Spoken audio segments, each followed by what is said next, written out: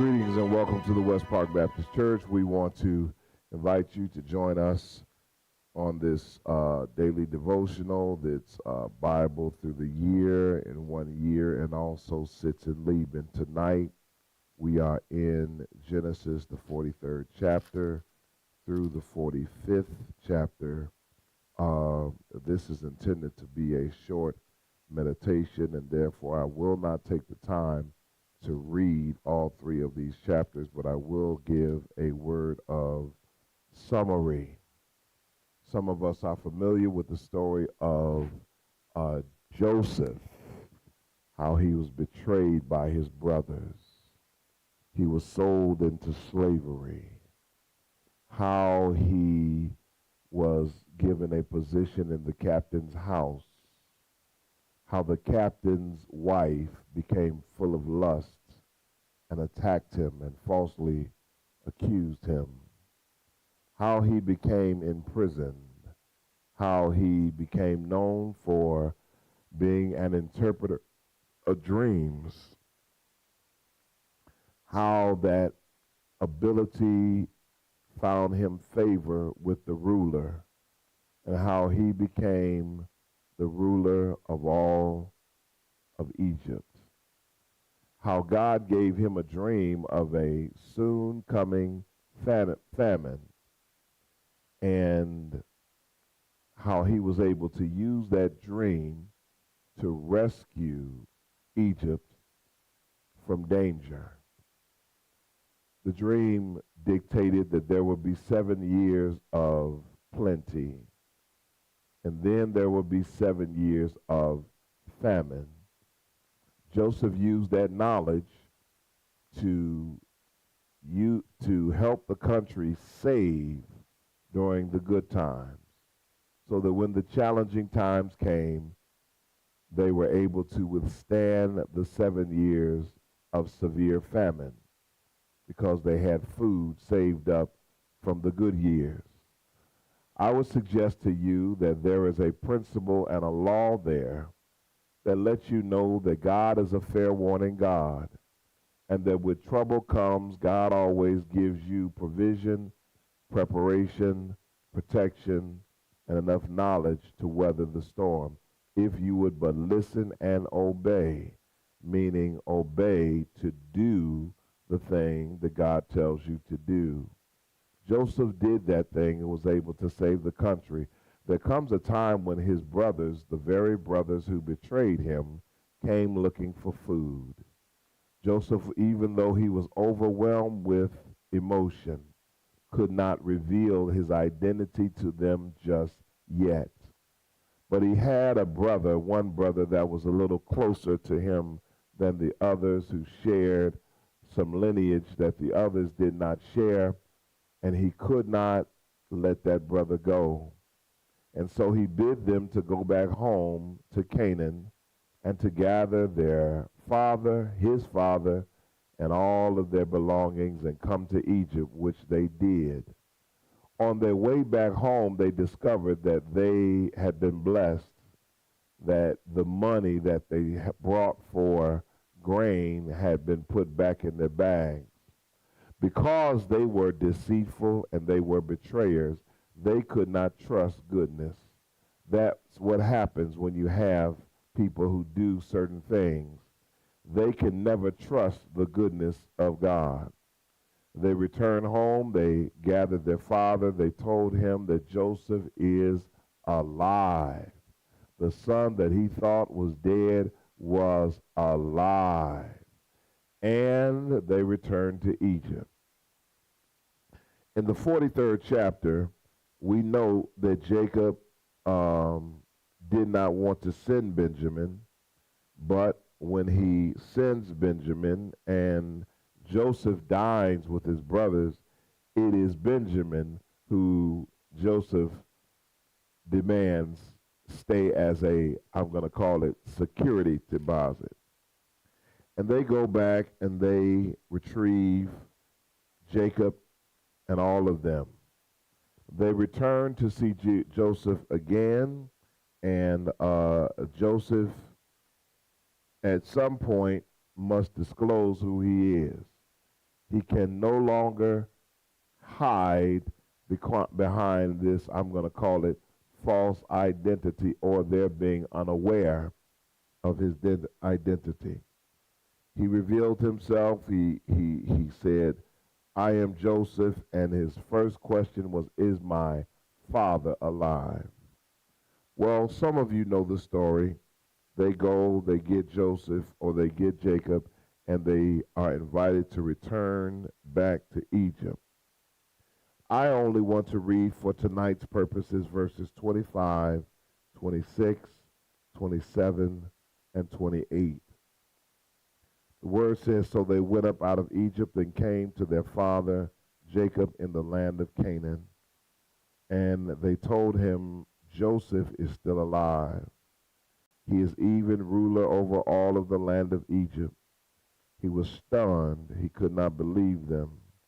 But when they told him all the words Joseph that he had said to them, and when he saw the wagons that Joseph sent to carry him, the spirit of their father Jacob was revived. His spirit was revived. Israel said, enough.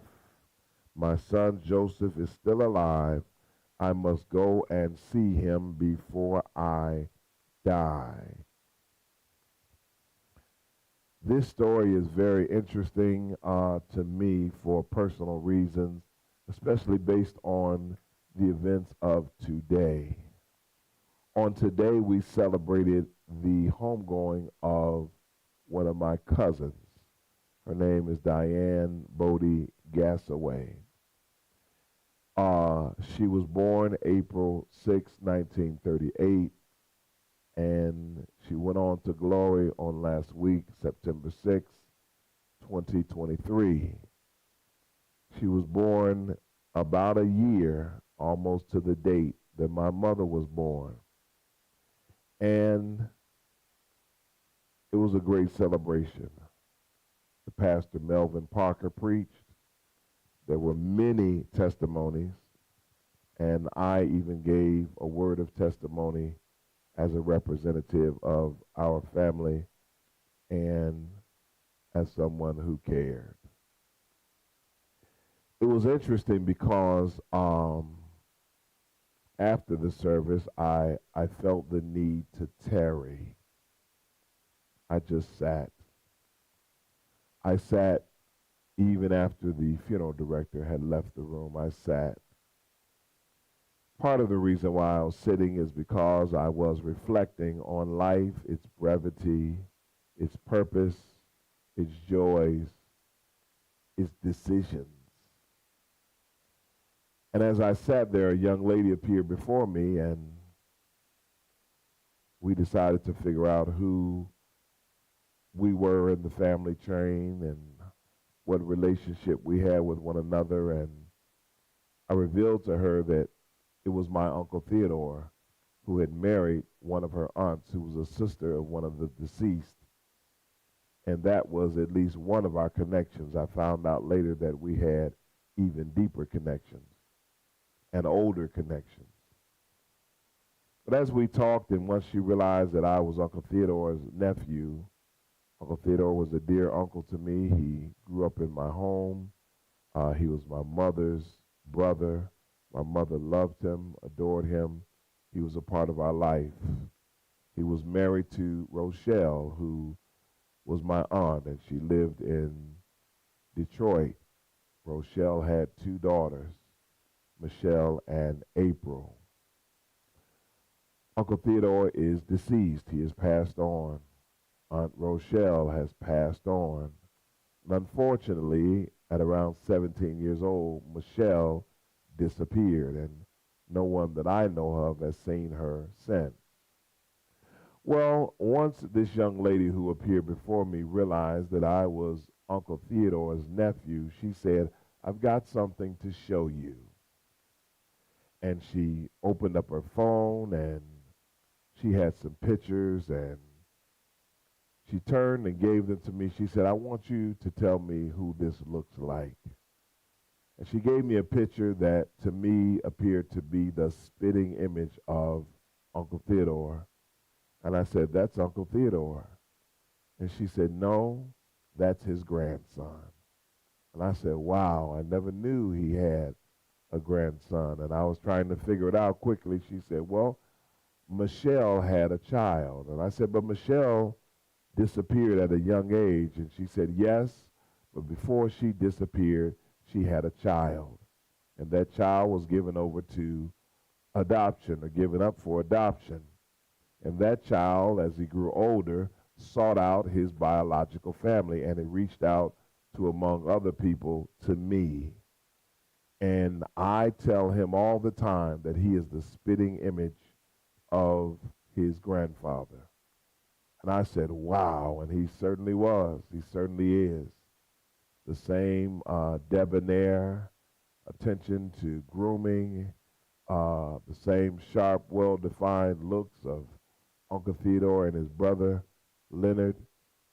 And I said, man, God is good. But she said, no, it gets better, because he has a daughter. And she showed me a picture of the daughter, and the daughter looked just like her grandmother. And I said, my goodness, what a coincidence that I happen to be sitting here.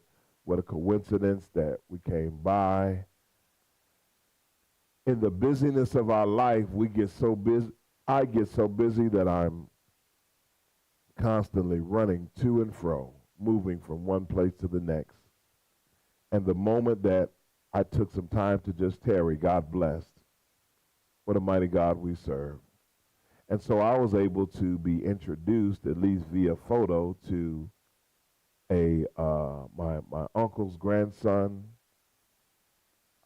and my cousin's granddaughter. And even though Uncle Theodore is gone, Aunt Rochelle is gone, Michelle is gone, I found out today that they live. They live. I experienced some of the same excitement, I'm sure, and confusion and mystery that they experienced in this story with Joseph.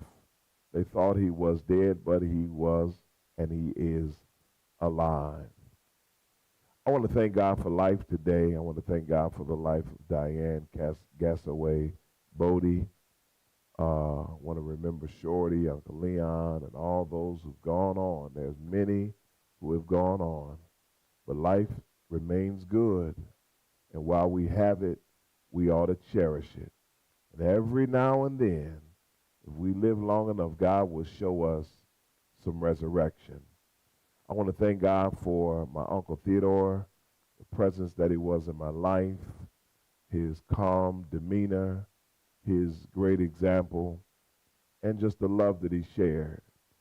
And now we find ourselves unexpectedly in a position where I might be able to share some of that presence, love, and example to his grandson that he was not able to lay eyes on physically, and to his granddaughter, whom Auntie Rochelle and Michelle did not have the opportunity to lay eyes on. Maybe I can share some of the love that they shared with me to their loved ones who are still here and who have been resurrected amazingly. So thank God for today. I thank God for Jacob and Joseph, his brothers, and this story of resurrection that always seems to be a part of God's doing. In Jesus Christ's name we have the victory. Amen.